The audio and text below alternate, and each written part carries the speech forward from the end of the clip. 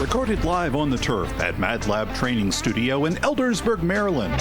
This is the Time to Win podcast with Alex and Dan. Now let's get this podcast started.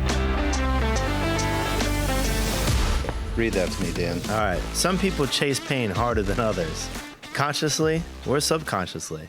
Some use it to inflate their sense of self-importance. Others test their will by working through it. Each of us has a threshold someplace short of serious harm. Kevin's different. His definition of pain is more highly evolved than ours. He's willing to hurt himself permanently to get what he wants. Yes. I don't want to be like that. I All right. But it serves as I don't know, Barometer? a barometer, a benchmark that others can measure against, right? I mean, it may be like in the statistical world, we used to talk about like 6 sigma variation, right? Like standard deviation, or like 90% of data in a normal distribution falls within 2 or 3 within 3 standard deviations of the mean, plus or minus 3 standard deviations.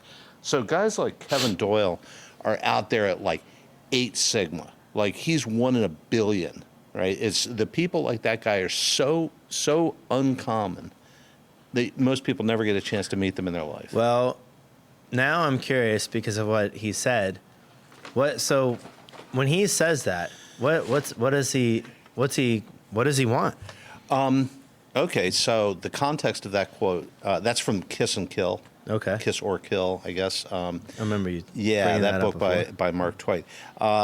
Yeah, and the context is they have gone to Nepal to climb one of the highest mountains in the world, and they're going to do it without oxygen, without Sherpa support. They're just going to blitz it, right? Like 4 guys, and they're just going to go after it. And they're not going to set up camps. They're going to take everything they need, and they're going to charge up the mountain until they can't, right? Okay. And that's the context. And they're not sleeping. They have no sleeping bags. They have no tents, right? They're just going for it. And they're going to How many days does it take to do that? Nobody's ever done it before. Nobody knows. These guys got blown off the mountain and nearly died in the process. So they didn't make it. They did not make it to the summit, okay? God dang. So that is a wild thing to attempt. So like on Denali, that's the highest mountain in North America, there's a route called the Czech Direct, right? And the first time it was climbed, it took 11 days, right? A team of like 6 guys, 11 days. So Twite and Steve House and some of his guys, using the same principle, did it in 60 hours. Nonstop, 60-hour blitz, right? 11 days to 60 hours, like 2.5 days, right? That is wild. No sleeping bags, no tents. When they were done with gear, they wouldn't pack it down. They just throw it off the mountain, and that was it. And they got to the top, and they were like so blitzed out that it was crazy. I mean, it's a great story, right? Yeah. And again, these are like kind of the benchmarks. How do you get back down? You go down a different route for one thing. Oh, so you go down an easier route. An easier right? route, yeah. Right. And there were some. I mean, Denali is like crowded with alpinists, right? It's a worthy goal, and so, they're up there doing this, and their friends knew that they were doing it, and they were following them like from the glacier, 10,000 feet below. They're like, watching them through binoculars, and they're like, holy shit, they're going to make it. And so they charged up the easy side of the mountain, and met them as they were descending with like hot drinks and food and stuff, right? Yeah. They salvaged them. Yeah. Right? It wasn't a rescue, but it was a nice gesture. You know what I'm saying? It's a great gesture. I'm sure it was very much appreciated. So, Dan, today, here we go. What time is it? It's time to win, baby. It's always time to win. And we were talking about our tagline a couple days ago. Like from dinner to domination. We show you how to win hard, something like that. How to win and win hard. Yeah, and so in honor of that, I have a visual aid here today. And Mike, I'm not sure which camera I should be holding this. Yeah, there it is. Oh, there it This is the bag of How to Win Hard. Okay. All right. And special guest appearance. We've got the Clipboard of Doom. Okay. Clipboard of Doom is very With important. all my notes. But before we get into it, everyone loves a shout out, right? Everyone loves a shout out. Get us started, Dan. Who are we shouting today? I'm going to shout out my sister, Jennifer, well, I guess Ludwig now. Okay. Formerly Jennifer Gilbert, because she's married. Right.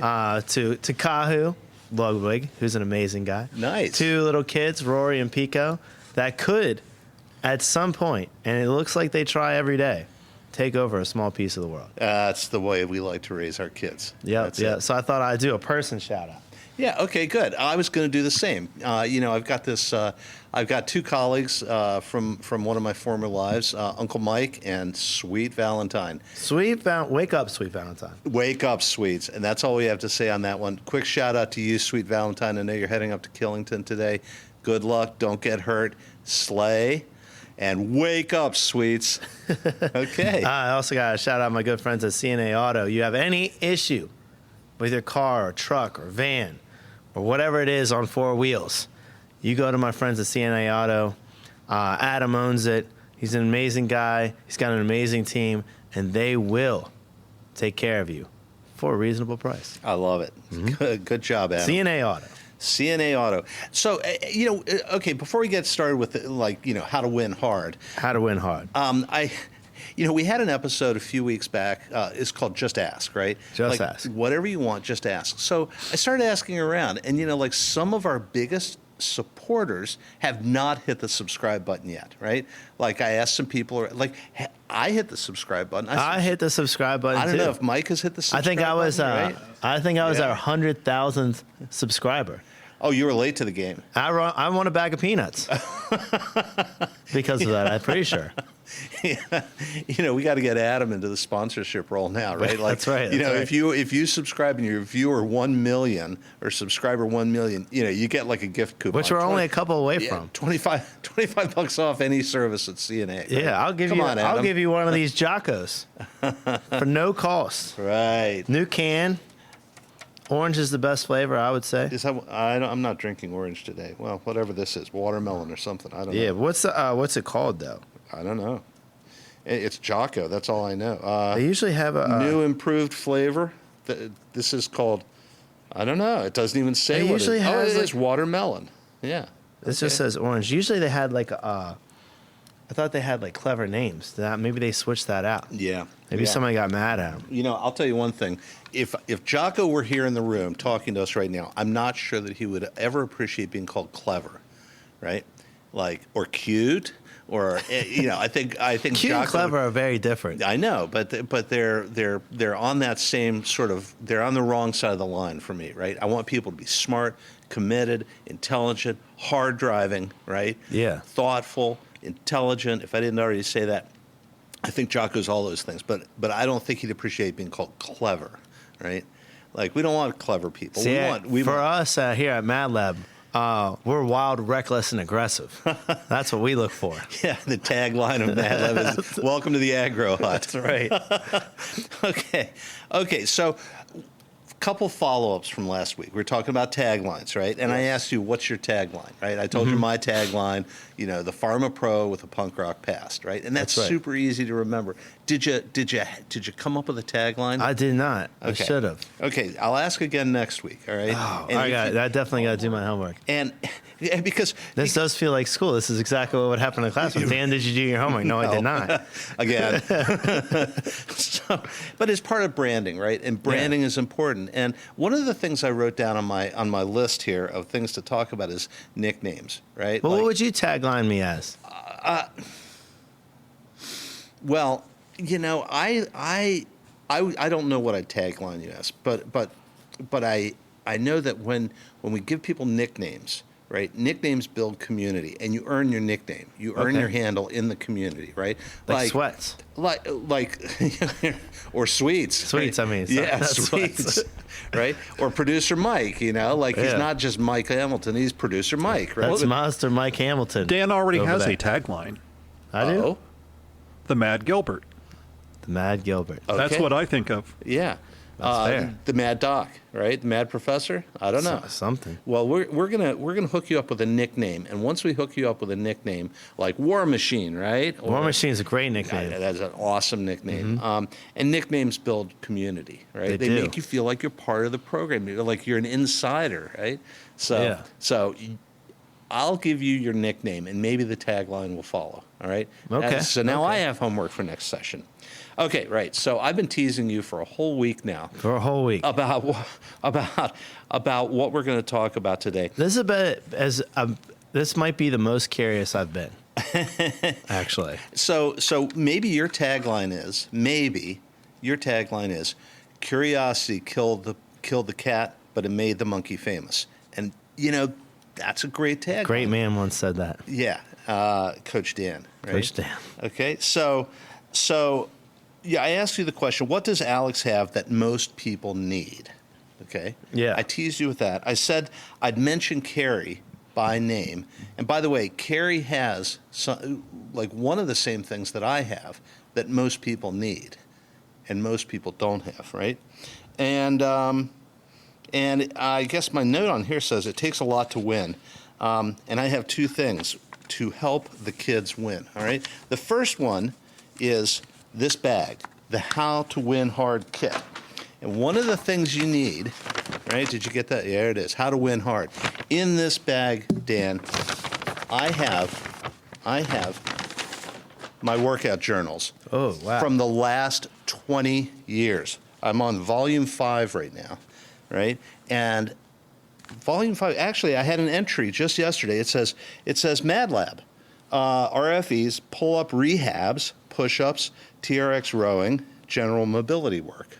Then 3-mile walk at Morgan Run with Warhound Hilda, right? And it just goes on and on like this for 20 years. Actually, the first entry was like 2005.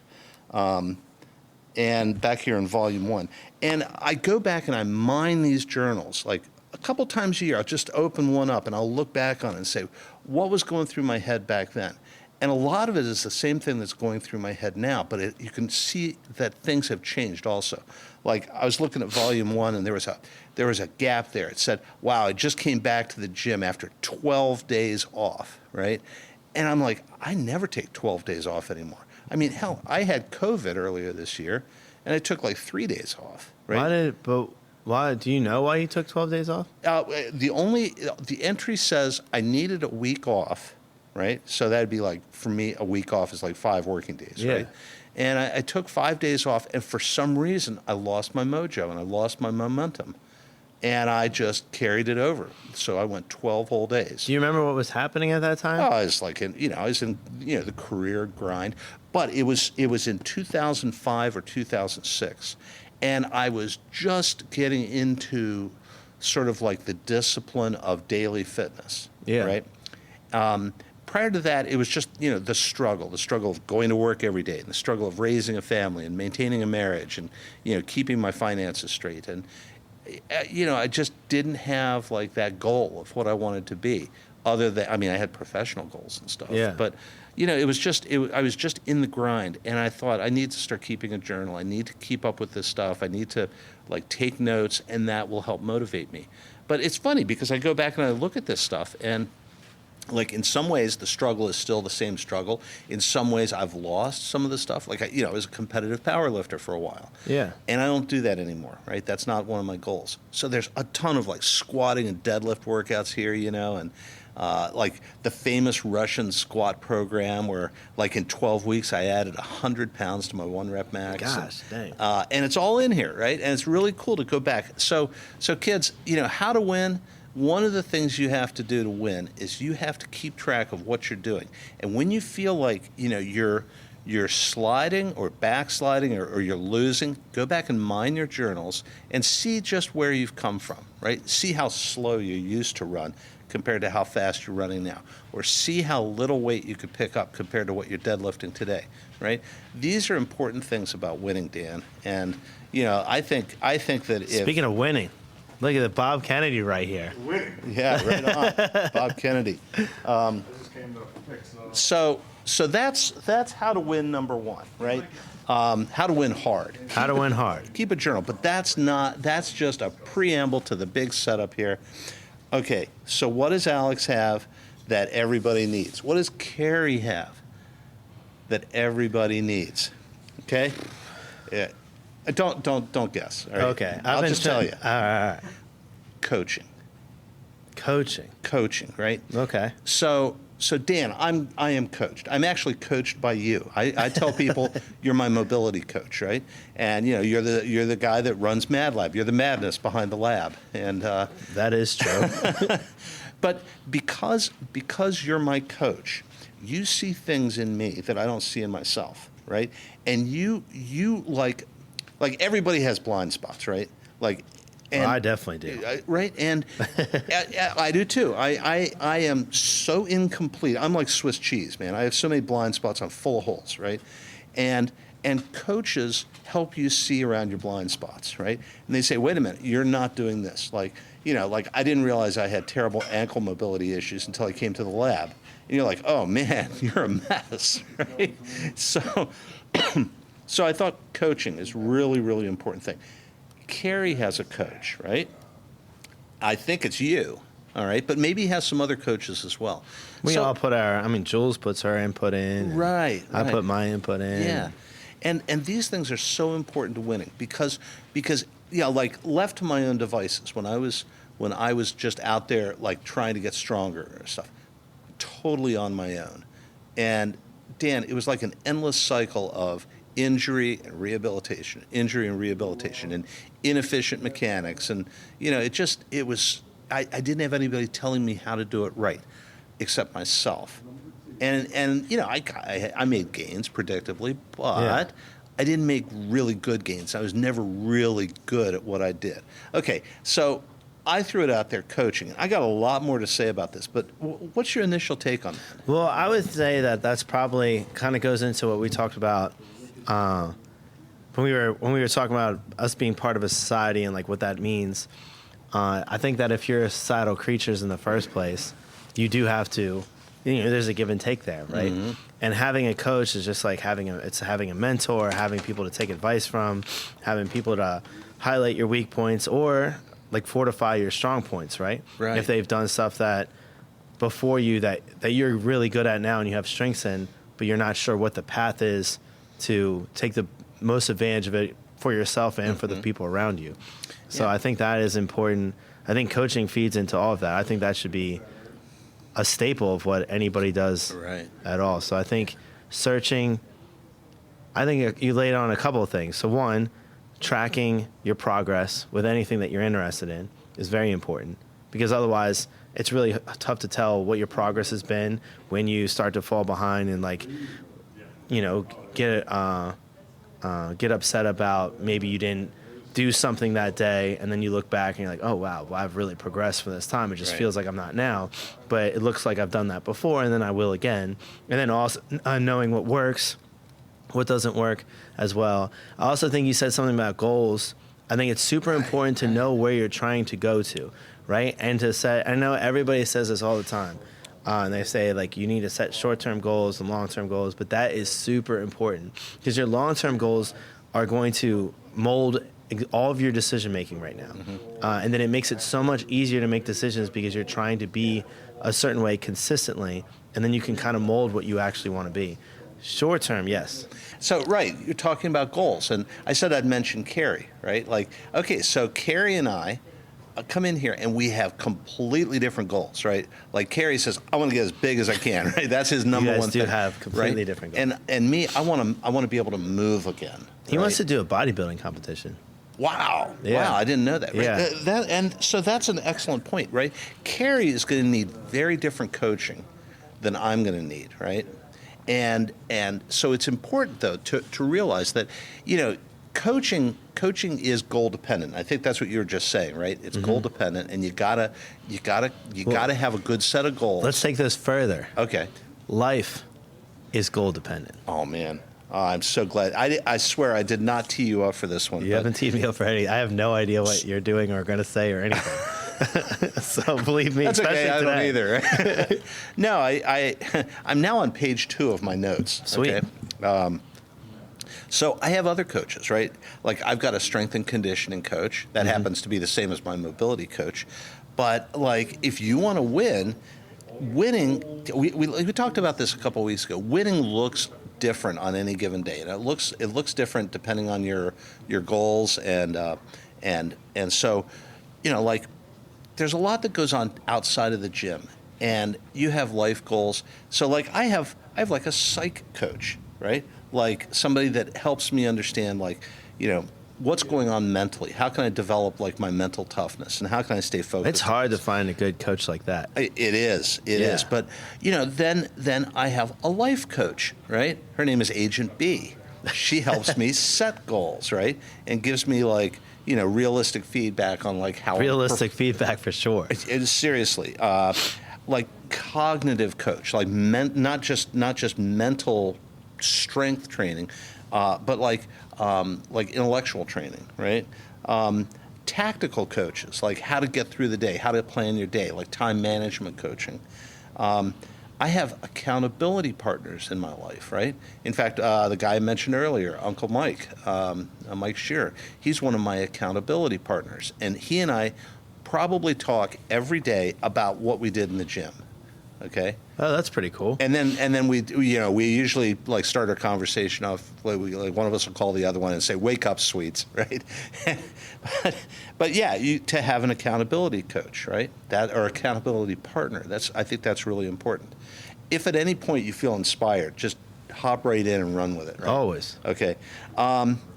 I have a finance and a tax and a legal coach, right? Like I have a financial planner, I have a tax guy, I have an attorney, right? These people are super important in helping me like manage other affairs of my life that I don't know anything about, right? So you're saying to win, you need to attach some smart people Oh my God! Like I was hoping to spin whatever this goals out. that you have. I was hoping to spin this out for like another 30 minutes, and you went straight to the bottom line, and that is like surround yourself with smart people. Surround yourself, and surround yourself with people that are different from you, right? For sure. Like I don't know. Did we talk about like having like hiring weirdos or people that are outside? Yeah. We said, well, we talked about just being weird in the first place. Right. Yeah. Like Tom Peters, right? One of my mentors. He always said, hire people from outside your industry. Hire people that think differently. Hire people that are classified as weirdos in the business. But a lot of people don't do that. I know. We hire from within. And I think that is important to hire from within, but I think that you should have a balance just like anything else. Yeah. Otherwise, you're only going to get one perspective because everybody's coming fed into your culture and everything, and you're not going to get to the blind spots. Right? And it's good you're going to have some culture people, which I think is very important. But then you are not going to get those other perspectives. Right. And a lot of times you're going to continue along the same path, and if there's an issue with the path, you're probably not going to know it until too late. Right. And I think that can bleed over into all sorts of different things. So for sure. So there's like some of these coaches. I'm gonna just continue listing like coaching opportunities.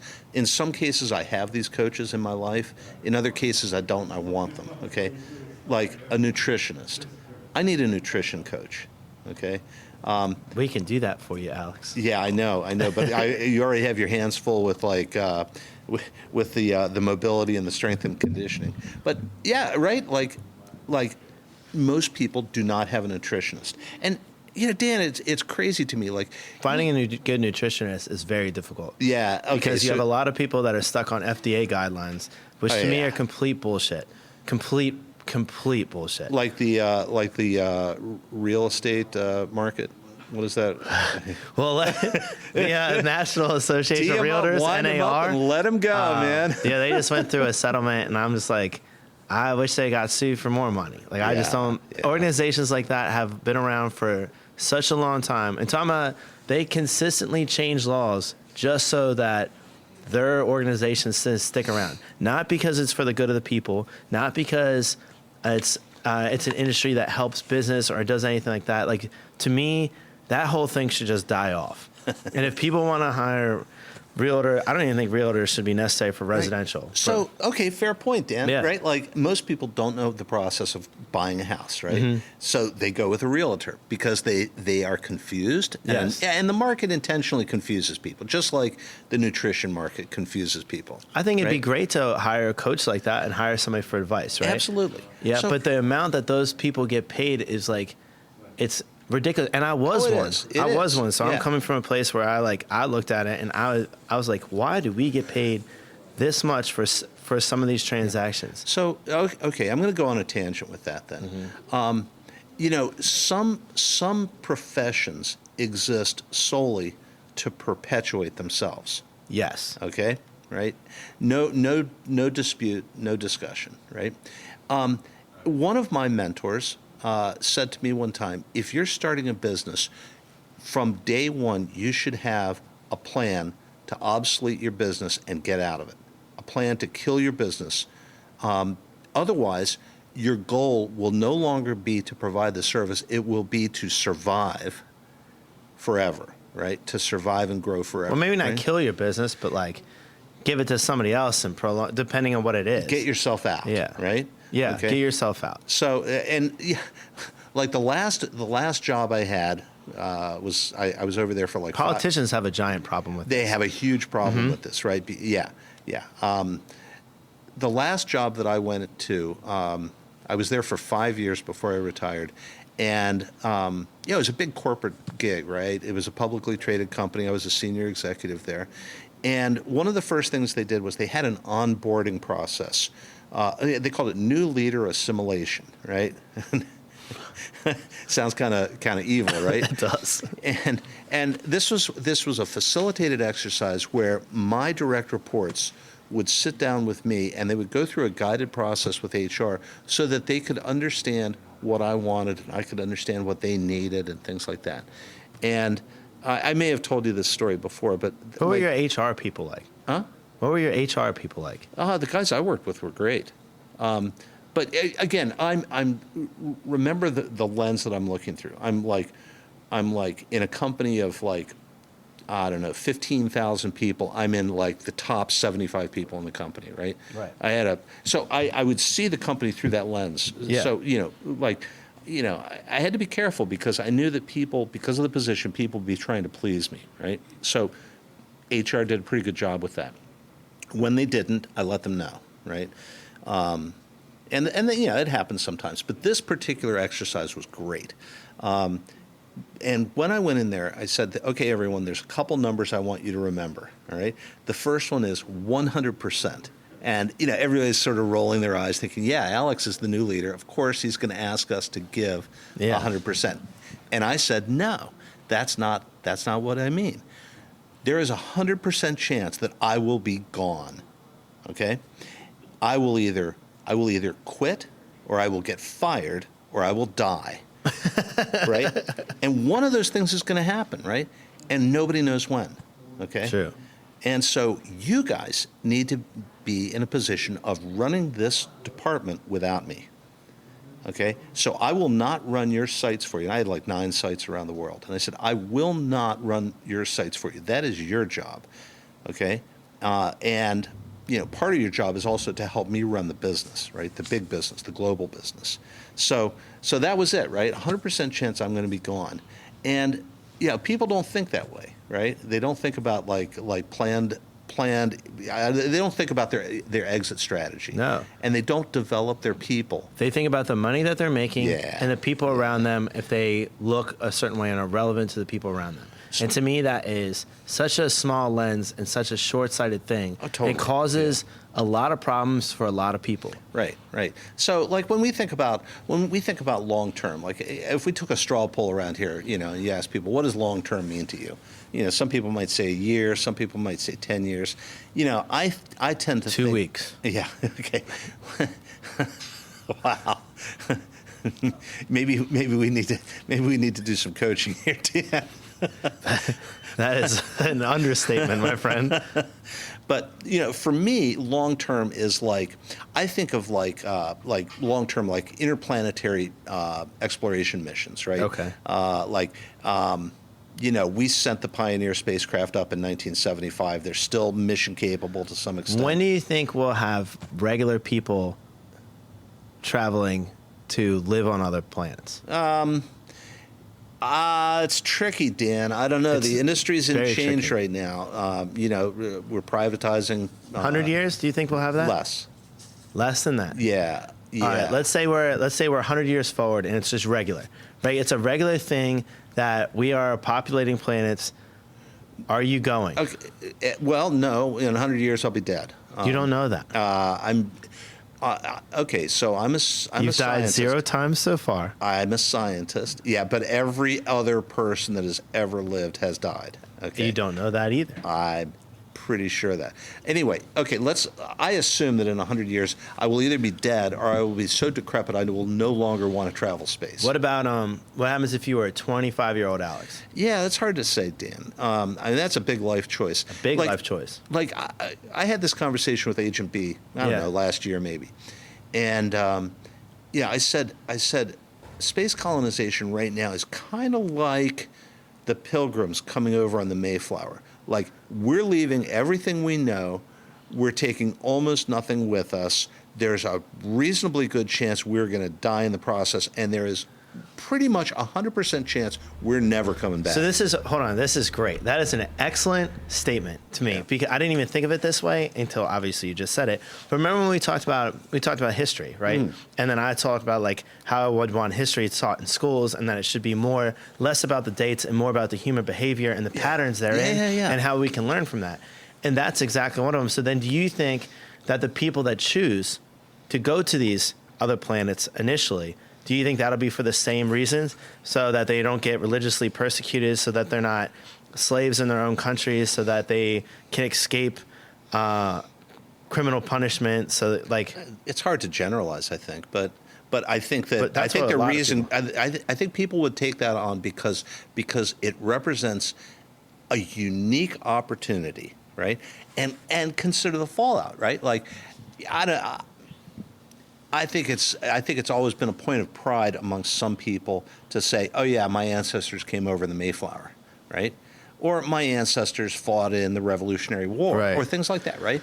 And they're to like some extent, like, first generation of something, or Right, second right, generation. right. Yeah. Yeah. I think those are cool narratives. And I think the people that end up colonizing space, particularly the first person that dies in the colony, right? Yeah. And the first person to be born as a colonist are going to be immortal, right? Immortal, Their names will go down in history. Yeah, right? kids will study those in history books. Yeah, They're yeah. like, when was the first baby? Baby Benjamin was Yeah, born or in like, the you year know, like- 2046. Yeah, consider Virginia Dare. Does that name ring a bell? Virginia Dare. Virginia Dare? No. Producer Mike? Nope. Okay, so we'll get one of the interns to look up the wiki on that and give us a little backfeed on All right. on Virginia Dare, the first English colonist to be born in the New World, right? As far as we Yeah, know. But as yeah, far I as we guess- know, yeah. And I think that was like the Roanoke colony. It wasn't Jamestown. It was It's probably pre Jamestown. Pretty accurate, I'm Yeah, sure. yeah. Anyway, so Well, I'm going to interject. go ahead, producer Mike. AI is going to take over in less than 20 years, so we won't be going anywhere. AI will. So when you say AI was taking over, are we being taken over by robots or just by like programs in our brain? Like, how would you see AI taking over? You might be right. But I'm not on the podcast. I'm just interjecting. Well, but I like that. But Yeah. how would? Because here's my problem, Alex. If AI is in the form of robots, right, and robots take over, the only way to stop that from happening is you have to have a robot friend, or you have to have a piece of yourself that is robotic. So you have to have every movie that this has ever happened, for them to be successful. That's the key. Yeah. You got to have like a robot arm, or you got to be half robot, or you got to have some robot friends. Otherwise, it's over. So this is important, right? I mean, we're This is getting very important. way off topic here because Yes. I still want to talk about coaching. Because I was going to ask you guys if you want to do any shout outs. Do you want to do any shout outs? No, I'm all shouted out, man. shout out. We told Sweets to wake up, and we love Adam. Last night, I was at the Locomotive. Okay. I'll shout out that. I was Okay. Locomotive all day. My friends Mike and Tyler and Colleen own it. Great people. It's a great time. They serve amazing cocktails. The food is really good. Atmosphere is electric on a Wednesday night, I Yeah. would say. And- or Thursday night. That's when I was there. Yeah. Today's Friday. And Dan, we have talked about doing a broadcast from the We do need to do that. yeah from actually. the back room at Yeah. local. I'll so. bring it up to them on Sunday. I go over there on Sunday. Nice. Mhm. Nice. We're gonna do a little D&D there. Oh yeah, Yeah, right. yeah, That's yeah, awesome. yeah, yep, That's yep. good for your cognition too. right? Something. Yeah. By the way, the intern gave me a note here. Oh, cool. Virginia Dare was the first English child born in the New World, English colony, and what became of Virginia and the other colonists remains a mystery. Which right. colony was it? The Roanoke colony. They're still looking. Could Yeah. Alex get Roanoke Island, North Carolina. Bro, Alex gets every single possible point for this answer he could have gotten For the win. for the All win, right, and that's yeah. what it is. Time to win. You Yeah. know? And now, if you want to, by the way, kids, if you want to win, always do the extra credit too. Okay. Always do the extra credit. So I don't know. Somehow we talked about coaching and we got into space travel, right? And we talked about long term. I think that's what launched. Yeah. So I think of long term as being like, hundreds of years, right? Well, then that would Right. put along the track of AI, because that is an interesting track. Because Yeah. I do think there's interplanetary travel, but then I also think that there's a big AI and virtual reality Yeah. issue too. Yeah. Or maybe not issue, but opportunities. Yeah, Like there's a lot going absolutely. on there. But those three, I think, kind of meld together. Yeah. So here's some interesting thoughts on AI while we're on the topic then. And maybe somehow we can drag it back to coaching, all right? But I'm thinking, Dan, that AI has two attributes to it that are important everyone remembers. The first one is AI is the product of programming, right? Yeah. Somebody had to program it, or a group of people. And programming always bears the image of the programmer. Okay? Okay, that's important. That right? is important. Not all AI is the same, right? That The other is- thing is that there is a huge difference between artificial intelligence and sentience, okay? Like independent thought, Right. And we talk about machine learning and that's cool and everything, but it's an algorithm and it's hard. And we don't even understand what makes humans sentient. So I'm not particularly concerned about AI taking over everything, but I am super enthusiastic about AI taking over the stuff I don't want to do, right? Yes. Right? Like writing rough drafts, right? Or, like imagine if we had a little AI Writing algorithm. rough drafts is one of the greatest things. Yeah. that I it does. love when I finish my final draft, right? Mm-hmm. But I hate the idea of it is so hard for me to put down the first 1,000 words. For sure. Okay. And it looks awful. And I get there, but it takes a lot of lifting. Right? Do you think because of that, exactly what you just said, that we're going to have like a renaissance in writing and novels? No. I think we will, because that is the hardest part of writing, is like just coming up and getting rid of writer's block on the first things. You could put in, and I want a story about this, have it put out, and then like you might not like any of it, but it gives you a skeletal structure to follow. maybe. And if put some wording in, then you can put that in, then you can have it edited. I it's know just this, so much Dan. a faster process. Yeah, like a renaissance, maybe. I doubt it, right? Because it's still, the final draft is still going to bear the image of the author, Right. Right, and like if you use ChatGPT to write a draft, right?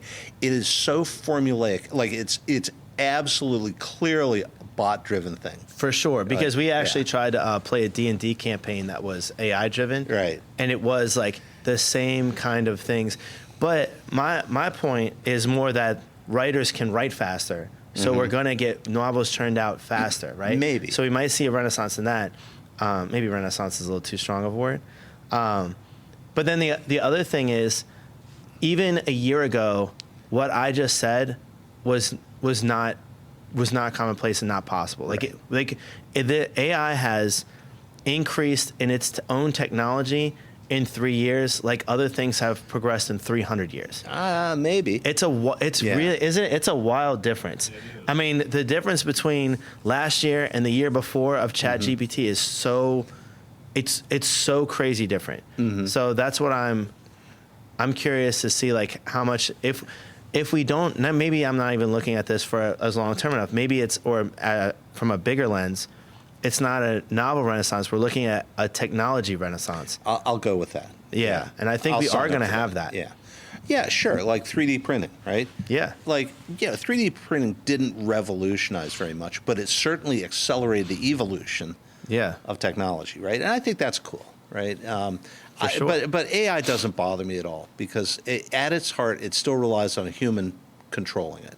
Yeah, I'm not too worried about. I'm not a It's- doom scenario kind No, of guy. not at all. Yeah. Yeah, I mean, maybe being it's that I some- can't be killed, so Yeah. Okay. That's that's one subject I don't want to go to. Right. it comes up once an episode. It does. It does. Like So coaching, like death and taxes. Right? I need an immortality coach. Yeah, okay. So Well, I don't. I'm just kidding, but like I don't know. Like if AI takes over, do you really want to live forever? maybe I don't know. I don't know. I guess if I think you'd get bored. there's so much to this world, though. I know, but I think you'd get bored. I mean, forever's a long time. Forever is a long time. So Dan, coaching then, right? If you want to Yeah. be immortal, maybe what you need is a spiritual coach, right?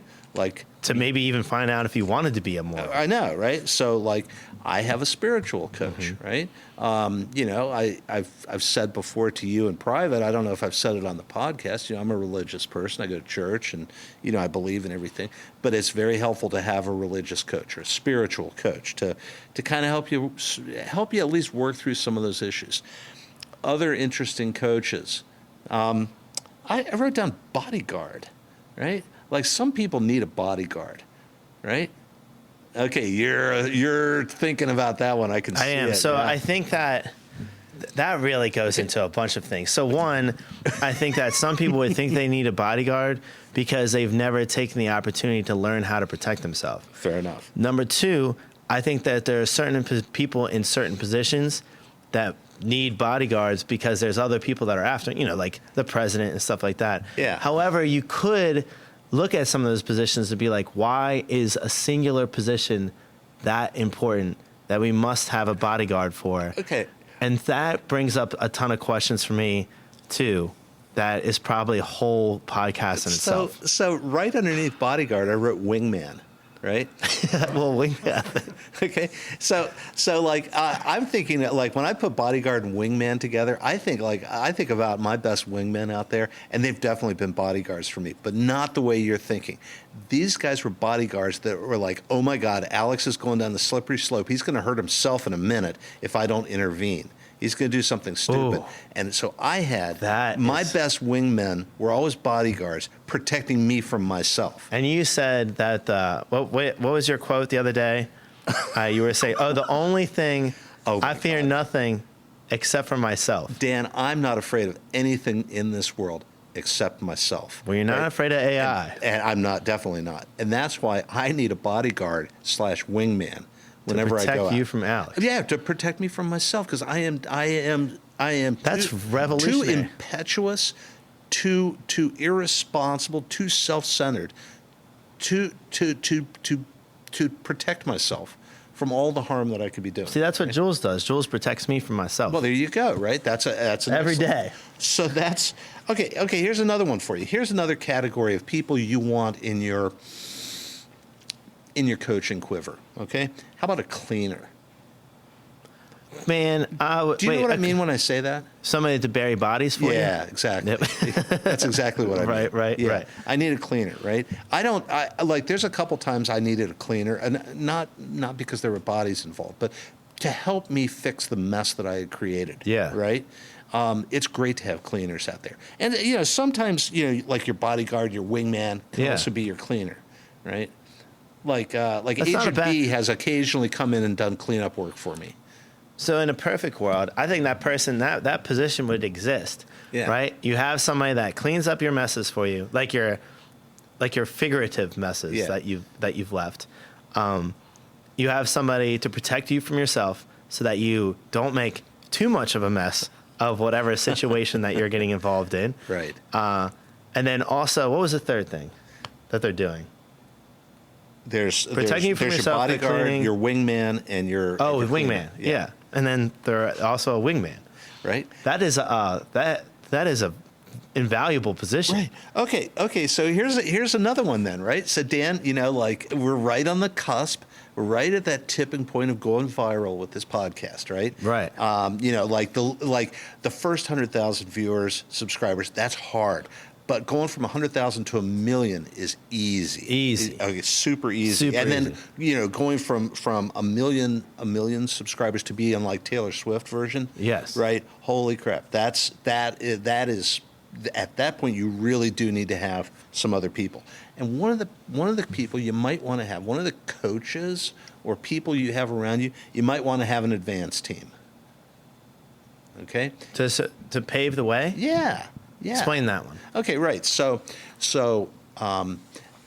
let's see here. Let me think of a good example. Right. Okay. So I'm going over to China, right? Yeah. And when you go to China, you don't just land and go about your business, right? Like you can't rent a car unless you speak Mandarin. Okay. So you need to have an advanced team go in and like get your rental cars lined Yeah. up, get your interpreters. Get the squared away. like streamline the logistics. Exactly. Okay. I like that a lot. Yeah. Yeah. I could even use an advanced team when I go on vacation. Right. Oh, totally. Right. Yeah. We're going to go in here. We're actually going to get the party started. Right. That's what advanced teams do. Dan, we're going to go on vacation. What We're the going to go hell? someplace This is awesome. great. Isn't it? Right. Now, this is how to win hard. So the wingman, bodyguard, cleaner. Yeah. That's like it's like a sidekick. Of sorts. Okay. Yeah. Sure. That's a good word for it. By the What way, did Robin ever do for Batman? Do you think did he do all of those things? he was comic relief. Yeah. He took a couple punches. He did. Right. He helped out. He He did key give some moments. advice. Yeah, but he was definitely comic relief, right? Yeah. And like that's maybe a subset of your wingman, bodyguard, cleaner person, your sidekick, your stooge, your fall guy. That's why Patsy. Spider-Man had such issues. Is there was no sidekick Oh, I for know. Spider-Man. I know, right? Yeah. Yeah. These are people that are important to have in your crew. Okay. And so now we're moving from coaching to crew, right? Yeah. But From still, coaching to crew, I like that a right? lot. Okay. So, but whether it's your coach or whether it's someone in your crew, the role is still the same. They're going to help you cover your blind spots. So you got your sidekick, you got your scouts, Yeah. right? You got 2 of them, 3 of them, 2 of them. Depends. Well, Depends on what you obviously need, it right? depends. Yeah. But at first, you maybe 1 or 2. Yeah, and Dan, I suppose it's important to point out these are people that are already signed up and committed to help you win. Right. Okay. You got to pick them carefully because there's so much bad advice out there. You need some administrative. Oh, I didn't even write keep that you one straight? down. That's a really good one. Administrative aids. Because we're both ideas guys, Yeah, right? yeah. And I think that sometimes in the what did you call it, a thought storm? Yeah. Sometimes you're in your thought storm, and it'd be really nice if somebody could organize the thoughts and then clean that part up. Right. So that's interesting because I've got 2 others here on page 2 of 3. Right. We're still going strong Yeah. here. Right. So then you have your kind of a personal assistant or whatever. Yeah. And then they organize your ideas, hand it over to your sidekick. Your sidekick goes, let's run with this one, advance team out. Yeah. Looks at another one and goes, oh, F no. He's not doing that. Your wingman bodyguard said, Right. no. He says, we're not doing that one. Cross that one off. Hey, list. this is now we're getting some momentum, right? Yeah. Like your team, your crew, your coaches are now covering each other's blind spots Yeah. too, right? This is effective. I wrote down valet/butler. Oh, yeah. Yeah, it's a nice person to have. Proofreader, I need that person. Yeah. Other coaches that I have, I've got a primary care physician, right? That's really important for me, right? I've got a cardiologist, an orthopod, I've got a dermatologist, okay? I wrote down sounding board slash second opinion, maybe that's the wingman, somebody, a confidant that you can say, I was thinking about, and they say, it sounds pretty good. Have you thought about this as well? I feel like that sidekick Yeah. can take care of that. Yeah, yeah. So That's a well-paid position right now as far as we're looking at it. So So A lot of responsibility. I think we're kind of getting up to that point in the podcast where we want to tie it together and kind of wrap it up here. So there were a couple things you said. You said surround yourself with smart people, right? And that is the cheese of this whole topic, right? That's the bottom line. Surround yourself with smart people committed to your excellence, committed to helping you win hard. We used to have a saying at work, or I used to tell people when I was coaching junior members at work. I said, never walk alone, right? Like if you have to do something that is questionable, politic it, right? Get other people on board. Like bring them onto your page. Make sure they know that you're about to do something that might be controversial or dangerous or not popular. Let them know, right? Never walk alone. Call your boss, call your wingman, call your crew, your coaches, and say, it'd be like me saying, hey, Dan, my goals have changed. I think I want to go climb Mount Everest next year.